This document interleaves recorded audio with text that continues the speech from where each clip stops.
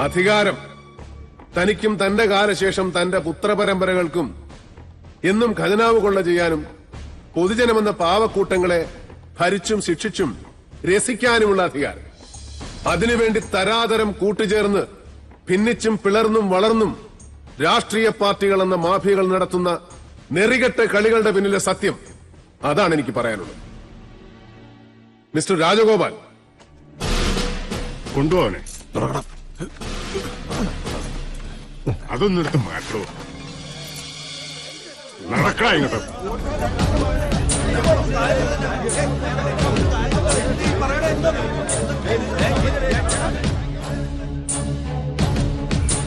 എന്താ ഇത്? മിണ്ടിപ്പോരുത്. ഇരിക്കണോ അവിടെ? നീക്കണം.